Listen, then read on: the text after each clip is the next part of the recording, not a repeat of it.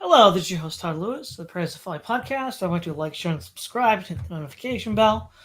Don't forget to follow me on Twitter, Telegram, and Facebook. You can support me on Locals, Subscribe Star, and buy me a coffee.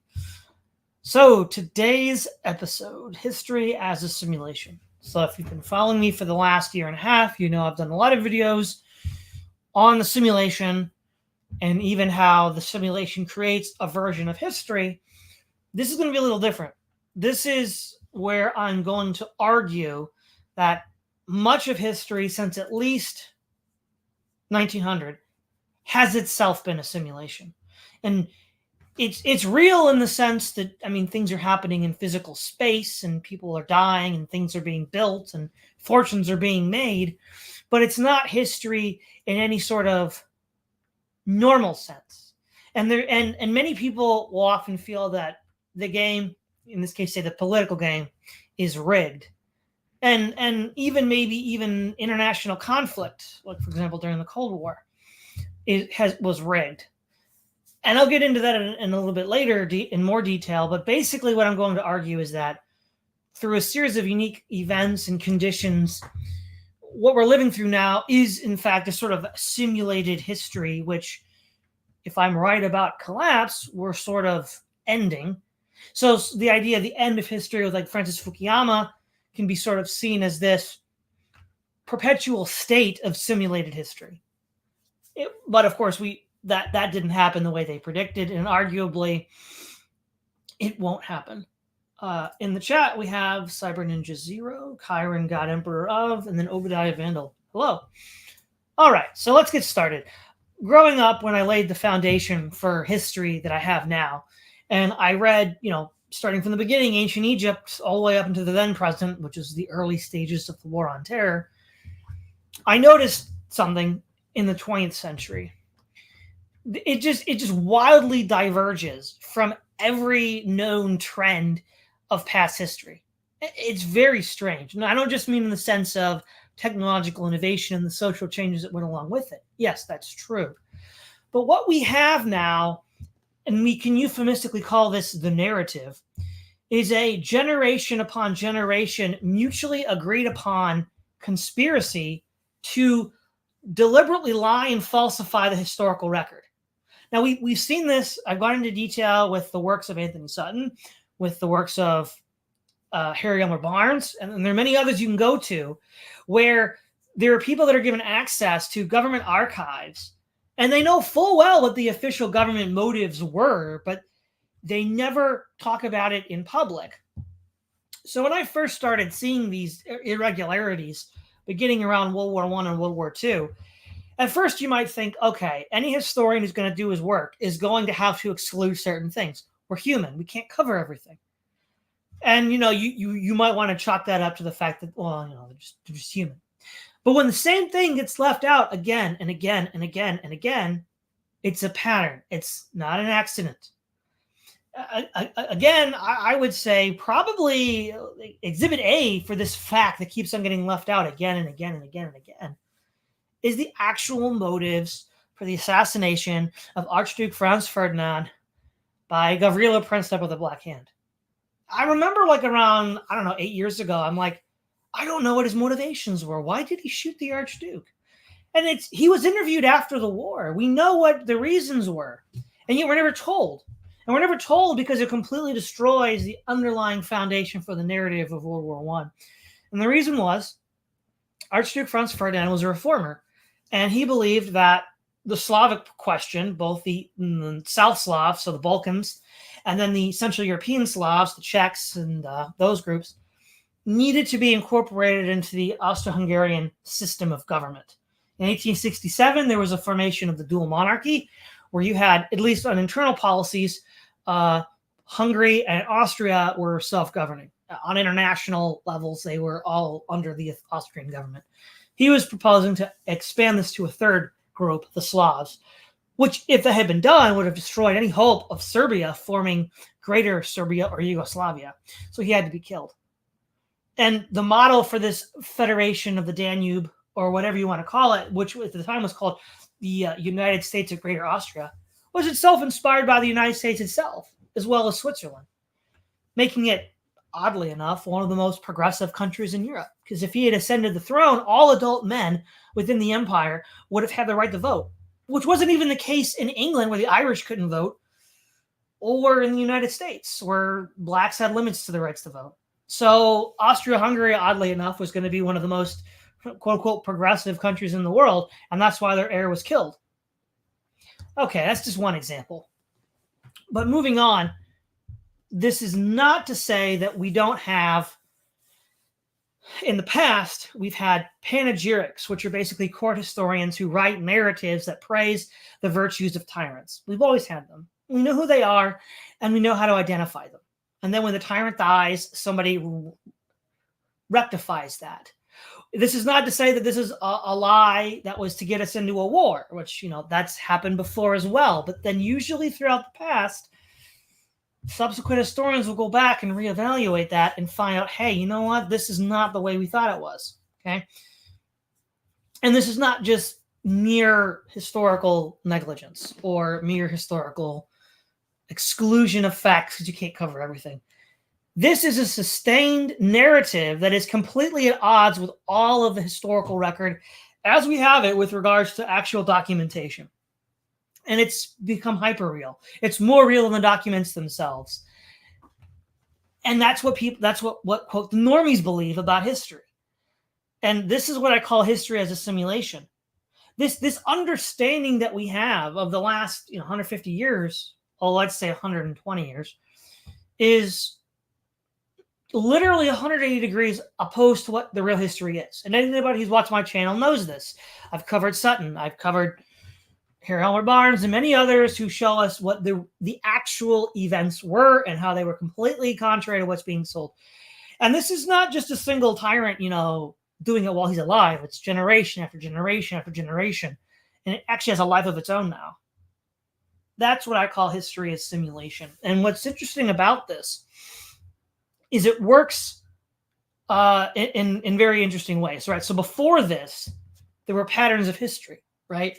Your culture, your way of life was conditioned by your environment, which was the physical earth itself. You might build cities, which were somewhat synthetic, but you could only do that so far. Now we can almost completely isolate ourselves from any natural reality. And so the culture and way of life that develops around that is entirely fanciful and not rooted in anything. And so another example, when I got to the history of the United States in the 60s and 70s, the sort of political issues that people thought were meaningful or valuable were to me just complete nonsense. I mean, again, nobody cared about these things throughout all of human history. I mean, giving women the vote, never an issue throughout human history, ever. Things like legalizing free love, never. Nobody ever would have done that. Even pagans who believed in things like polygamy and prostitution and war brides never thought that amongst, their own, in-group, you could just have total free love. It was, a fantasy of some philosophers and occultists, but it was never like an actual policy proposal or the idea that you might, eliminate disease. Because what it turns out is you don't actually eliminate disease, as Ivan Illich states, you just get all these iatrogenic diseases which come from the machine itself. Again, absolute fantasy. These ideas that you could just wipe away everything and start over. Again, no one actually took that seriously until the 20th century. And so I'm like, okay, this is crazy. Why is this happening? What is this? And so, or rather, let me back it up. Why would I think this? Well, there's a lot of reasons. One is the smoking gun that I keep pointing to again and again. Leon Trotsky is an international Bolshevik terrorist who was in France and then in 1916 left to the United States and then in 1917 left to Russia and was detained outside of Halifax in the spring of 1917 and then was released on the intervention by someone from MI6 named Cloud Dancy. How the heck is an international terrorist whose stated goal to overthrow capitalism get to the United States and just kind of crash there for a year and then go to Russia to overthrow an ally of Britain in the World War, and his detention is ended by a member of MI6, the British Security Service? Why is that done in the history books? Good question. Why is the 1973 Great Grain Heist, where Nixon helps the starving Soviet Union get some grain deals on very favorable loans from Canada and the United States? I thought we were fighting a Cold War. Well, it's this. I mean, you have people making stated declarations of their intentions and then acting in ways that are completely contrary to those stated declarations. This happens again and again and again. And this is what makes the simulation history different than the past, right? So, for example, if Julius Caesar or Alexander the Great or Nero or Louis XIV or Henry V were going to do something, they would tell you, and then they would do it, and you'd be like, "Oh, well, yeah, they told me they were going to do this," and they did more or less what they told you they were going to do. The idea that you would have this vast gap between stated goals and values and actual actions and decisions being maintained over well over a century, and then nobody's supposed to notice this. Nobody's supposed to say, "Hey, why is this going on? This is really weird." Is to me just almost unbelievable. So, what are some other reasons for this? We have the excellent book by H.C. Engelbrecht, The Merchants of Death, where he discusses, this was published in 1934, so before World War II, where he discusses the merchants of death, the sort of arms dealership of the modern world. And he argues that it begins in the late Middle Ages in Flanders, specifically around the city of Liege, but then is extended to Great Britain, Germany, France, the United States, Russia, and Italy, and Japan at that time. And it's only worse now, of course. And these arms dealers, these merchants, will sell weapons to another country that they know will, in their own lifetimes, be used to kill their fellow citizens. And in fact, will even sell them weapons during the war. So we saw again with Sutton and his, specifically Wall Street and Hitler. But they'll also support them in a Cold War, like we saw with the Soviet Union. What's going on with that?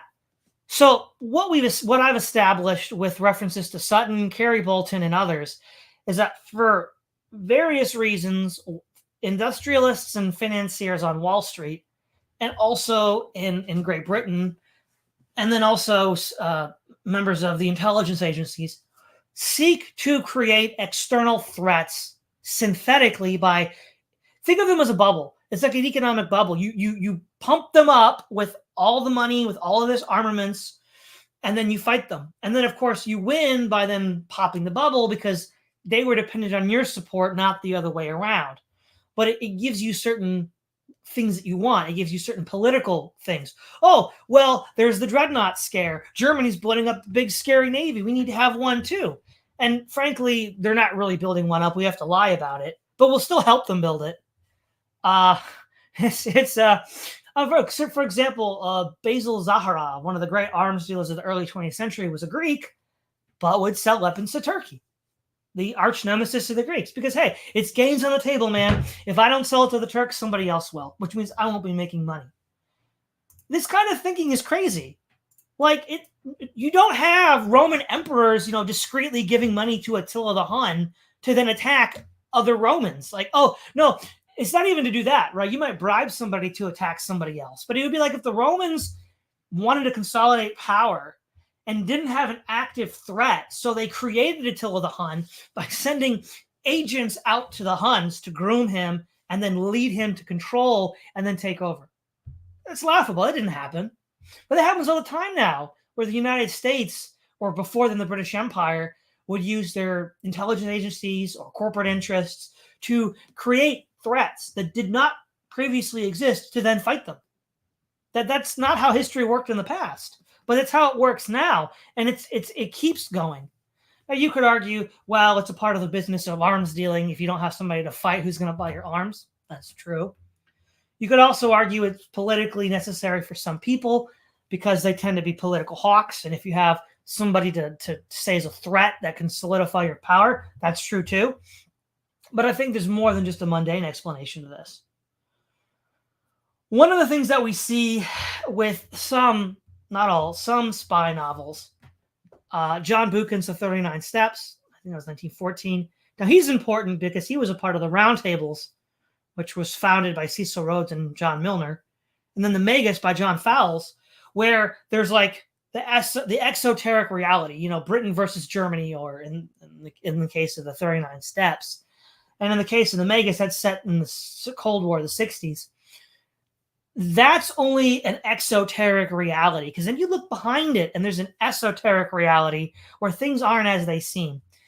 One of the most enlightening points of the 39 Steps is when the protagonist finds his connection inside British intelligence, who that helps him get away from Blackstone.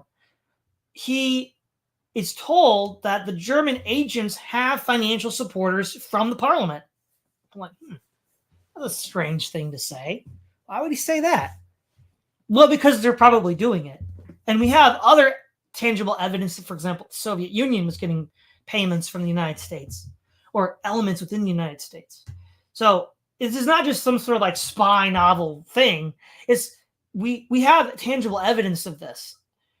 Now, what I would argue is what John Buchan and John Fowles are doing is that it's called the revelation of the method amongst occult societies. You can't just do something to people. Somebody has to tell them what you're doing. Because in some sense, the consent of the victim is required. And I was talking to a friend the other day who recommended the Magus to me, just on this ground that the main protagonist has all these close shaves and this, that, and the other thing. And he finally meets let's say for the sake of argument, one of the dungeon masters. And he's like, oh, you thought you did all that? No, we let it happen. You were playing our game. And that's a common theme of a lot of these novels. But they're revealing something, even if it's in a sort of like fanciful, whimsical way, that there is this higher order power that stands above and behind nations and personalities. In fact, during the 19th century, when Great Britain and Tsarist Russia were competing for control of Central Asia, it was called the Great Game. Because in some sense, it is kind of a game for these people.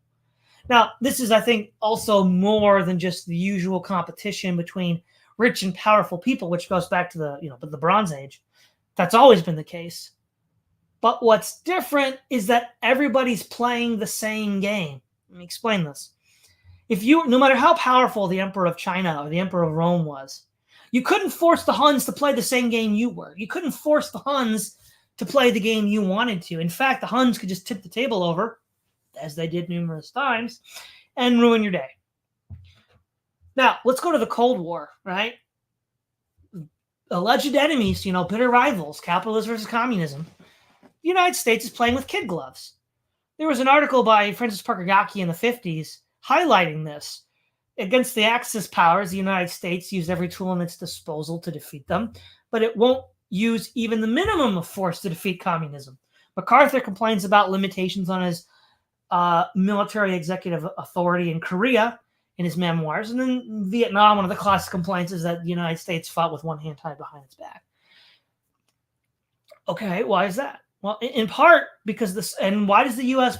prop the Soviets up with like the Great Grain Robbery and other such, or we'll build them factories as we saw with Sutton, the best enemy money can buy?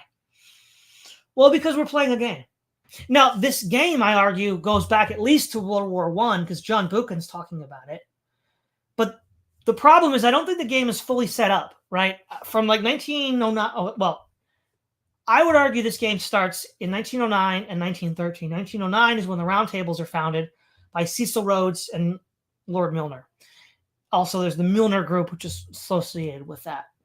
And then you have the Federal Reserve Bank being formed in 1913, which represents the beginning of the financial oligarchy taking control of the United States. Both of these groups have a similar goal to maintain Anglo-economic world hegemony, as well as build this technological global government, which, in their words, will end war. All right, that's the sort of like exoteric, spiel for the rubes. Bertrand Russell talks about this in The Scientific Outlook and the Impact of Science on Society. H.G. Wells talks about this in The New World Order and an open conspiracy. Now, from that point up until, say, 1945, we have this transition where there's still what we would call real history going on, and there's also, quote, simulated history. And so it's the effort of this simulated technological dictatorship, trying to impose its will on the rest of history. After 1945, we have also what we might call scripted events, right? This is another thing that is interesting. We can talk about the phenomena of a lie-hop, let it happen on purpose. That'd be like Pearl Harbor. The United States knew Japan was coming to attack. The U.S. Admirals at Pearl Harbor were not informed of the attack and were allowed to be the fall guys, and the attack was allowed to happen. That's also a result of blowback, getting Japan to attack us first. Okay, that's a lie-hop. That's called let it happen on purpose. But then, of course, is the false flag. The idea that agent provocateurs of the government acting as someone else does some sort of attack or act of terrorism that is then blamed on this other group, which then gives them the ability to do something. And these events, especially after 1945, begin to have the effect of a script. Like we're playing by a script. And of course, really big events that have caused a lot of controversy, which seem to fit into this category, however you want to interpret them, would be the assassination of John F. Kennedy, the 9/11, COVID, right? All of these have this very scripted feeling about them in a way that, so for example, the death of Julius Caesar was sort of seen as like fate. So when Plutarch writes about it, and then when Shakespeare writes the play, there is this higher order rule called fate, right? That you've chosen this end in life, and now it's come. And in that sense, there are still rules of the history that were present in the past. But a lot of those rules have been put on hold during the end of history. And that's what I'm talking about, this putting on hold of those old rules in favor of these new, almost alchemical or occult rules. And there's a scripted quality to them, which leads to all sorts of speculations and conspiracy theories. Now, whether you want to think 9/11 was an inside job or a lie hop or something else, it's not a normal event. Not like, say, Caesar crossing the Rubicon. Right? That's a historical event. That's normal. Caesar was given, a choice, right? Either disarm himself completely and put himself at the mercy of the Senate and Pompey, or fight a war. Right, he was given an unpleasant decision and chose war. It wasn't like there were these powers behind the scenes, at least not human powers, that were directing his actions, like, say, people think might have happened in John F. Kennedy's assassination. And so this idea of scripted events, much like a video game, right? Or this idea of, if you look at the pop culture, it seeds with ideas that later become reality. It kind of again, as part of the revelation of the method, they're telling you what they're going to do and then they do it. But then they do it. That level of control didn't exist in the past. You couldn't really play that kind of game consistently again and again and again and do it. An imperial court might try to do this for a little while, but it wouldn't be as effective or believable as what we have now. And so seeing all the complexities here, it has led me to believe that we do have this scripted or simulated history. And when you look at as a sort of brief a timeline or brief overview, we could say that from the founding of the roundtables in the Federal Reserve Bank, 1909 and 1913, they are trying to defeat opposition powers. First Germany, then Germany and Japan. I would actually argue Tsarist Russia was one of those opposition powers as well, because while the February Revolution had Wall Street backers, for example, Jacob Schiff, the famous Jewish banker, openly admitted to his supporting of the February Revolution. But then there were also supporters of the October Revolution who were from the same class, but were trying to undermine the efforts of another. I mean, this has all the appearance of a high-stakes game being played by people. We're not going to actively fight each other directly, but we're going to work through proxies. You'll fund Kerensky, I'll fund Lenin, and we'll see who wins. Things like that, right? Or for example, in Siberia, Kolchak orders weapons from the United States, but they're not delivered. In fact, the head of the American Expeditionary Force actively prevents him from getting those weapons. This is all very strange. I thought Kolchak was an ally of the allies rather were an ally of the whites, and that they would have wanted to give them the weapons. Apparently not, right? Same thing happens in China. The nationalists weren't given the weapons that they ordered, and that's been reported by Frederick Wiedemeyer. So this is very strange, right? This sounds like a game, not like something that's real. You don't, you want somebody to lose, but you want to profit from both ends, right? Both sides buy weapons from you, but only one side gets them. That sounds like you're playing a game and then putting your thumbs on the scale. That's not quite how. Again, I don't really see that in the past. Not like this. Because again, it's one thing if, like, say, a Byzantine emperor backs one side of a Persian or Islamic civil war, or like bribes Khazars to invade the Islamic Empire. You're literally creating a faction out of thin air. That didn't happen before. They usually would have to find an already existing power group, and one that they didn't fully control. That's not the case. And now, at least not in all cases. I would then argue from 1945 to 1991, both sides were more or less in agreement as to the rules of the game, though the Soviets eventually lost with the Velvet Revolution, which brought them down. Which was interesting that it wasn't a direct violent attack, as many of us expected. It was a non-violent subversive attack. So subversion, while there was lots of physical violence being used in other parts of the world, namely Africa and Asia, that between the two great powers, it was, a game of war of shadows. And then you had the, quote, end of history from 1991 until the current crisis in Ukraine. And most of that was taken up with the war on terror. And then you have now what looks like history starting up again, with great powers forming coalitions to fight each other in what looks like a global conflagration. And so if 1909 to 1945 was a transition phase into simulated history, I'm wondering if beginning in 2021, we're beginning a transitional period out of simulated history. And who knows how long that'll take. It took something like 30 years to get into it in the first place. But this idea of history itself as an ongoing simulation, right? The idea of history stopping sort of is implying that, right? Because what stopped? Well, all the old stuff that was supposed to be going on. And how did we stop it? Well, we stopped it with, global governance and global financial institutions and technology and all of these things. And it's like, okay, but, why and how, right? Now, the why and the how, we've got into a little bit. I've had a show previously with Keith Preston. We can sort of chart the mechanics of domination, beginning with the late Middle Ages, with the rise of the financial interests of Northern Italy and the Hanseatic League, which eventually evolved into the banking families and magnates, culminating with the Bank of England.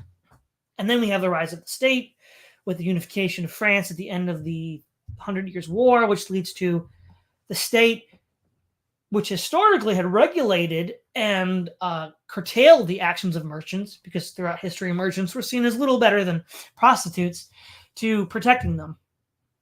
And basically what they're doing is all the externalities of that kind of behavior, the merchants are shielded from because the state intervenes on their behalf, though, of course, it wants to have its cut, and then imposes it either on the subject population directly or on other nations around it. And then, of course, you have the Industrial Revolution in the 19th century, which finally creates this ever-expanding mega machine, which gives rise to millenarian fantasies, because it does look like the world's getting better generation after generation. But that's partly being intentionally blind to the negative externalities that are being imposed on us by this said system. And so, but then, why? Ultimately, if you look at, say, Proofs of a Conspiracy by, was it John Robinson? Let's see. Proofs. Yeah, by John Robinson. And then there was let's see, French Revolution, Abbé Barrel. Let's see. Yeah, I forget the exact title of his book. I'm looking it up now.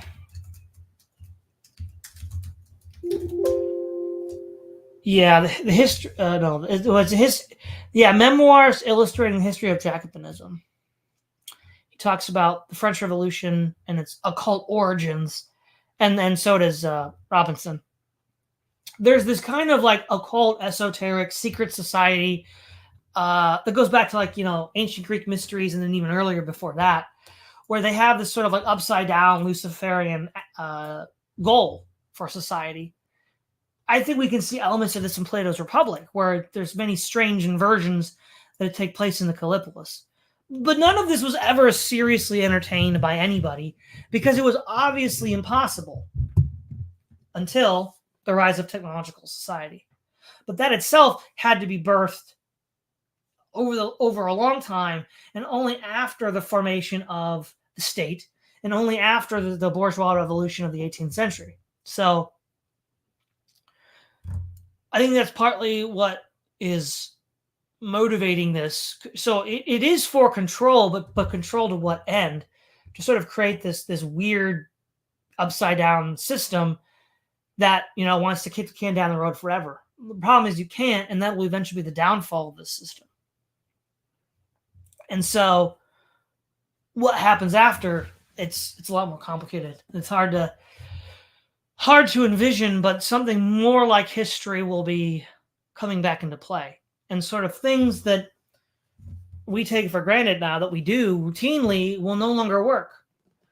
Because we'll be trying to interface with the machine, with the system that's no longer there, and we won't get the results that we hoped for, or any results at all. And so a steep learning curve awaits us in the future.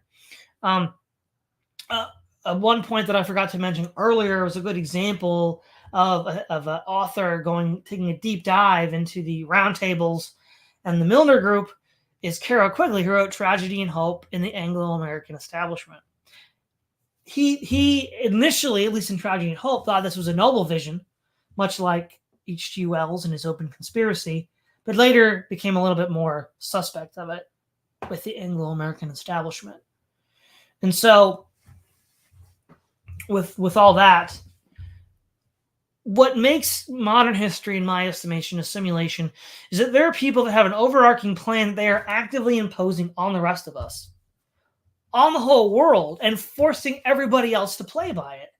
Right? Even now with Russia and China, to some extent, they still have to play by the rules that were established by this Anglo-American establishment.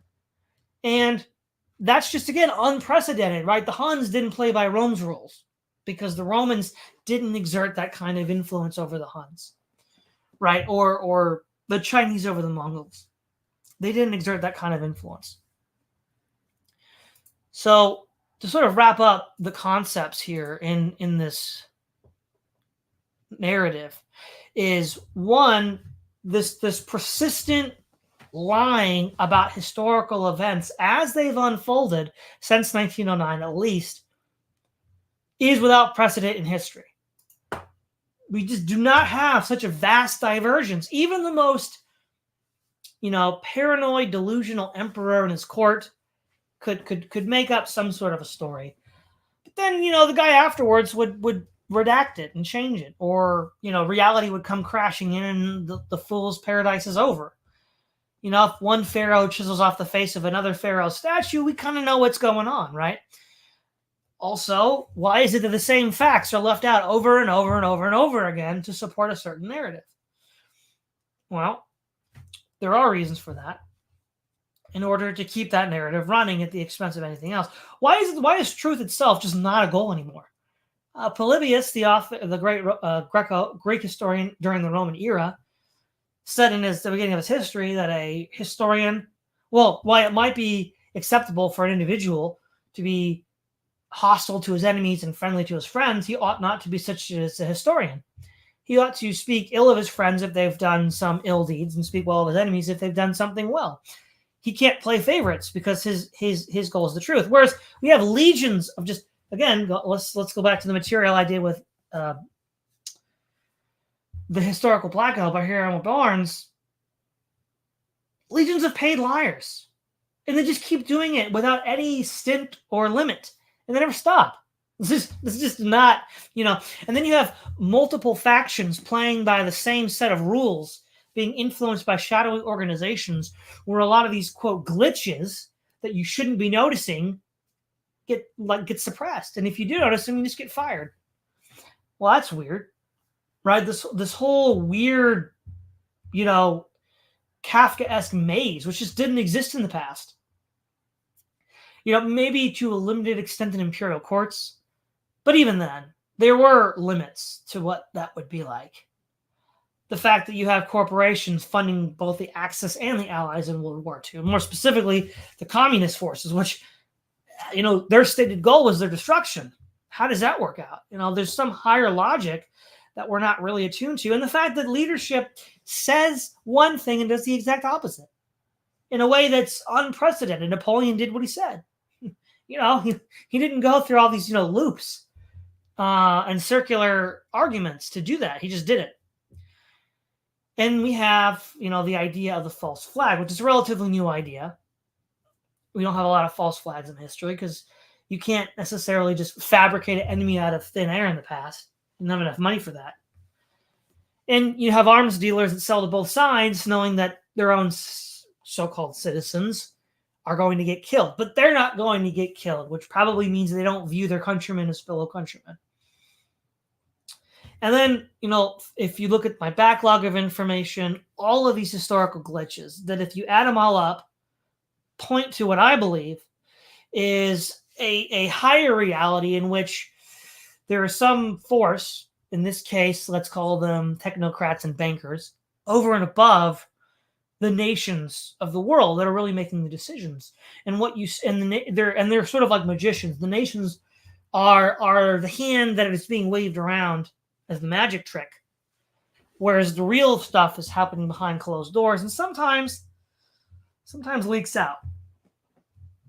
And that's my controversial claim, but I believe I've provided sufficient evidence in previous videos to justify such a claim. Record deepness, Franz. You're right. Yeah, Franz Ferdinand was shot to prevent the United States of Europe, basically. Yeah. Chiron got emperor up. No diseases equal super diseases. Record deepness. The Yaki article was slated to be a McCarthy speech, but it ended up being too hot for TV. Right, guys. Well, this is Todd Lewis of the Praise of Folly podcast, signing off.